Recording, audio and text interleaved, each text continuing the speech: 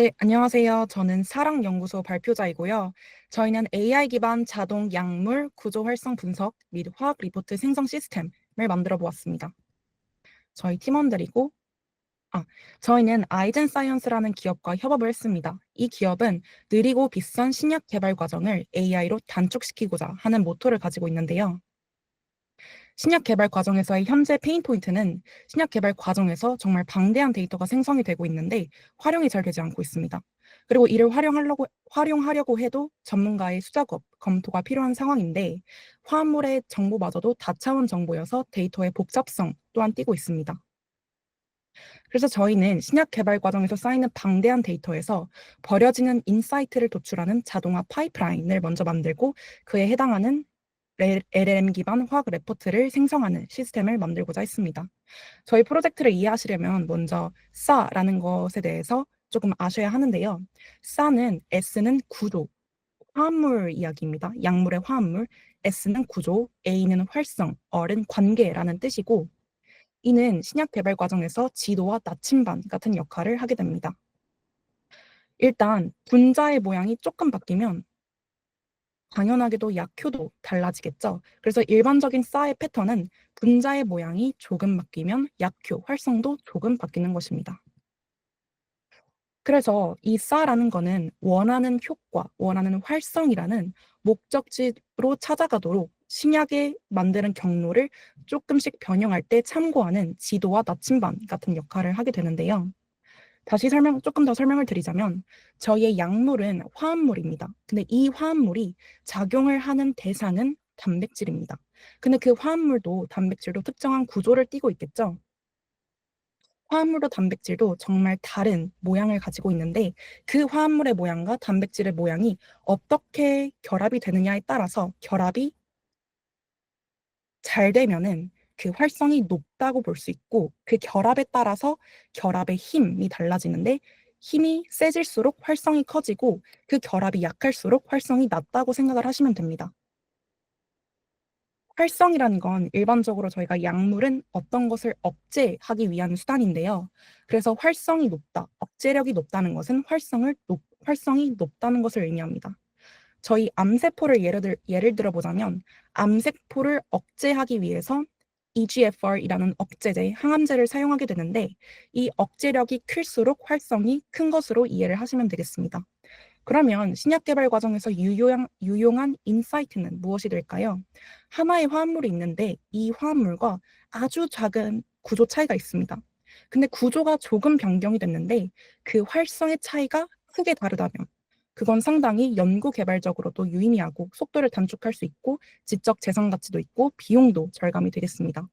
다시 말씀을 드리자면 작은 구조 변화로 큰 활성 차이를 나타내는 두 개의 화합물, 즉 이 하나의 쌍을 찾게 되면은 상당히 신약 개발적으로 유의미한 인사이트라고 생각하실 수 있겠고 이 구조 차이가 아주 비슷한데 어떤 같은 단백질, 같은 대상에 대한 활성의 차이가 크면 이 쌍을 저희는 액티비티 클리프라고 부르게 됩니다.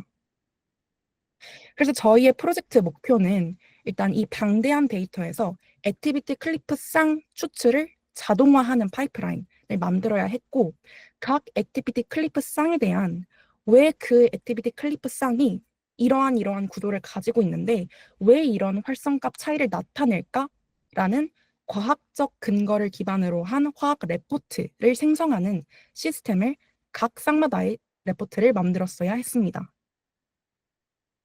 저희 전체 흐름을 조금 설명드리겠습니다. 먼저 저희 스트림lit 기반인데 먼저 특허 데이터를 선택을 하게 되고 단백질을 결정을 하고 그 단백질에 대한 여러 화합물 중에서 액티비티 클리프를 다 추출하게 됩니다.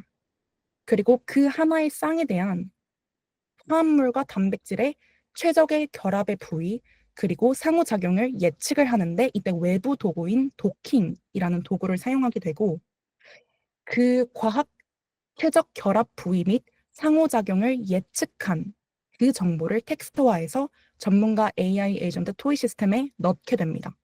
그러면은 이 전문가 AI 에이전트 토이 시스템은 3명의 전문가로 구성이 되어 있는데 각 전문가마다의 관점이 다 다릅니다. 그러면 다른 관점으로 가설이 각각 생성이 되게 되고 이 서로 다른 가설을 이제 다시 구성하여서 최종 레포트가 생성이 되는 시스템입니다.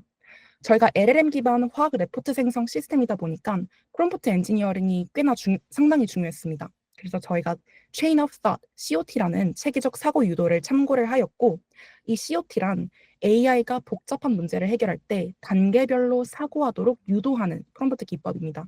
이는 인간이 사고를 할 때 최종 답에 바로 도달하지 않고 중간 과정을 거치는 것을 모방을 했습니다. 이 외에도 퓨샷이라는 AI의 시스템 프롬프트에다가 우수한 실제 사례를 넣어줘서 아웃풋, 결과물을 우리가 원하는 분석 패턴, 품질 수준을 얻고자 했고요. 할루시네이션을 방지하기 위해 1단계, 2단계, 3단계에서 가이드라인, 즉 안전장치를 설치를 해줬습니다. 마지막으로 아까 간략하게 설명드렸던 도킹이라는 도구를 통해서 1차적으로 과학적 근거를 기반으로 한 인풋을 토이 시스템에 넣고자 했습니다. 저희는 할루시네이션을 잡는 것을 가장 중요하게 생각을 했고요. 저희 시연을 이미지로 조금 보여드리겠습니다. 이게 기본 스트림릿 화면이고 데이터를 먼저 업로드하게 됩니다. 그럼 DB에 저장이 되고 특허 데이터를 선택을 하게 되고 그 특허 데이터에 해당하는 단백질이 자동적으로 설정이 됩니다. 그래서 이 특허 데이터에 이미 화합물들이 있고 그 화합물들에 대해서 이 단백질과 상호작용하는 여러 화합물들 중 화합물과 서로의 구조가 비슷한 정도를 설정하게 됩니다. 그래서 그 화합물들 중에서 구조가 비슷한 애들끼리 모아서 이제 액티비티 클리프 쌍을 추출해야 되는데 어느 정도 유사하게 할 거냐가 바로 유사도 인계값입니다. 지금 같은 경우에는 0.8로 설정이 되어 있죠. 그래서 이렇게 액티비티 클리프가 추출이 되는데 이때 사용한 것은 RDKit이라는 오픈소스 화학 정보학 라이브러리입니다. RDKit은 분자 구조를 다룰 때나 화합물을 비교할 때 널리 쓰이는 패키지이고요. 그렇게 앞서서 7쌍 죄송합니다. 앞서서 7쌍이 추출이 되었는데 이렇게 토글에서 7쌍이 뜨게 되고 그중 하나를 선택을 하게 되면 상세 분석으로 넘어가게 됩니다.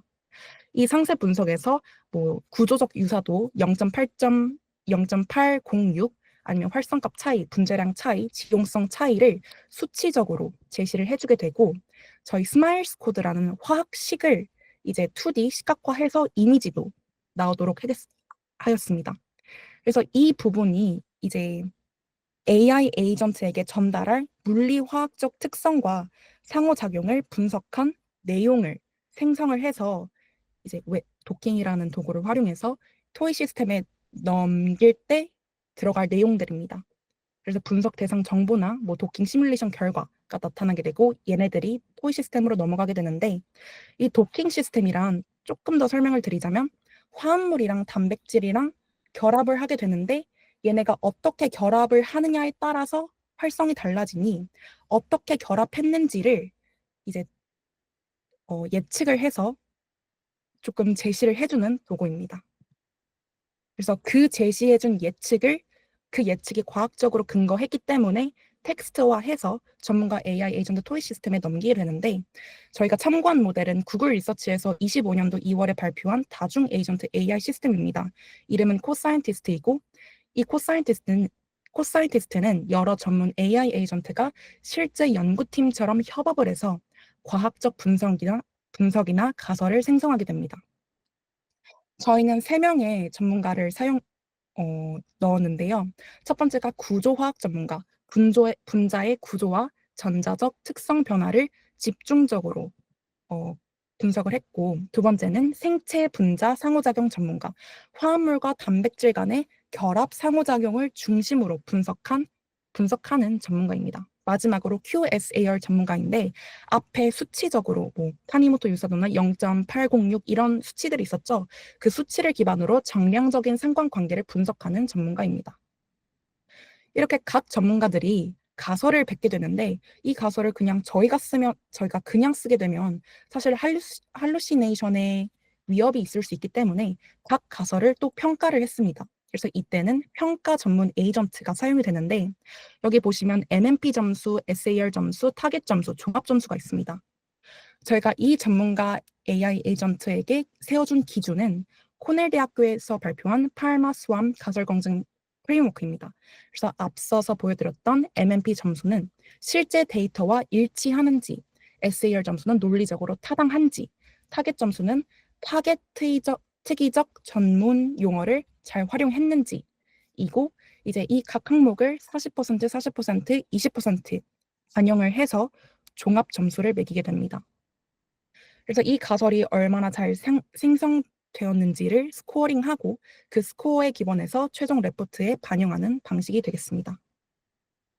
이렇게 저희 최종 가설이 생성이 되었는데요. 이렇게 생성된 최종 가설은 DB에 저장이 되고 분석 다른 탭에 넘어가면 모두 저장되어 있기 때문에 원할 때마다 꺼내서 조회를 할 수 있습니다. 조회를 할 때 상세 정보 보기를 누르면 이제 생성되었던 레포트가 제이슨으로 저장이 되어서 확인을 할 수 있고요. 저희가 최종 가설의 형태를 정할 때 저희만의 골드 스탠다드를 만들어 보았습니다. 그래서 에사 리포트에 대한 사실 ISO 같은 규격이 정해져 있는 게 없습니다. 그래서 저희가 구성을 했어야 했는데요. 저희가 이 골드 스탠다드를 구성한 기준은 실제 연구자들이 참고할 때 필요한 인사이트들을 차례대로 순서를 해보았고 저희 아이젠 사이언스 이사님께 멘토님께 조언을 구해서 2.3번의 신약 개발을 위한 인사이트와 같은 항목들을 조금 수정 보완하였습니다. 그래서 저희가 일반 생성형 AI의 아웃풋과 저희 사랑연구소에서 만든 아웃풋을 조금 비교를 해보겠습니다. 일반 생성형 AI에게 사실 저희가 만든 이 골드 스탠다드를 학습을 시켰습니다. 학습을 시키고 받은 아웃풋입니다. 그래서 이렇게 이게 일반 생성형 AI의 아웃풋인데 현재 타니모토 유사도 뭐 입체, 이성 질체 여부, 분자량, 로그 P, pKi 이 모든 애들이 수치값입니다. 수치값이거나 이제 입체, 이성 질체는 예, 아니요, 여부를 알려줘야 되는데 알려주지 못하고 있습니다. 수치적으로 계산을 못하고 있고 조금 할루시네이션이 꽤 발생하는 것으로 보입니다. 반면 저희는 최종 가설 부분이 아닌 액티비티 클리프 부분에 애초에 이런 수치값들을 얼티킷이라는 패키지를 활용해서 다 산출을 하고 최종 가설을 생성하는 토이 시스템으로 넣었습니다. 그런 차이가 있고요. 이제 조금 리포트 부분에서는 이 일반 생성형 AI는 스마일스 코드는 뭐 제시를 해주지만 이미지는 보여주지 못하고 있고 이 가설의 리포트의 내용이 뭐 친화도가 향상됐다 아니면 뭐 매치 몰큘러 페어로 단일 치환기의 변화기 활성 차이를 만든 액티비티 헬프 사례이다 아니면 추가 치환제를 탐색을 제한했다 비열 치환이 뭐 CL 치환보다 활성 증가에 기여했다 전혀 수치를 제시하지 않고 구체적인 화합물이나 단백질을 언급하지도 않습니다. 상당히 일반적인 내용인데요. 반면 저희의 최종 가설은 살폰기의 위치 변화는 수소 결합 가능성을 변화시켜 뭐 LYS 102, ASP 220, 281 이게 아미노산의 정확한 위치입니다. 위치들의 이름인데 이 위치들의 이름까지 언급을 하면서 구체적으로 제시를 해주고 있습니다. 그리고 51이라는 화합물이 뭐 LYS 102의 수소 결합을 강화하고 이 ASP 281이라는 상호작용을 통해 단백질 활성 부위에 더 강하게 결합을 된다라고 구체적으로 제시를 해주고 있고요. 이 활성 상태를 분석해서 레포트에 할루시네이션 없이 명시하는 것을 넘어서 분자의 설계까지 제안을 하고 있습니다. 여기 하단에 보면은 뭐 제안 화합물 1, 2번, 1, 2, 3번이 있겠고 저희가 중간에 도킹 시스템을 넣었는데 그 도킹이라는 외부 툴을 활용한 결과 이제 고활성 화합물 51, 글루 762가 강력한 소수성 상호작용을 통해 결합 친화도를 높인다. 이 모든 게 도킹이라는 도구에서 받은 인풋들입니다. 그래서 그런 인풋들마저도 잘 반영이 되어 있다는 점을 확인해 보실 수 있습니다. 네, 발표를 마치겠고요. 감사합니다. 저희가 활용할 레퍼런스들입니다.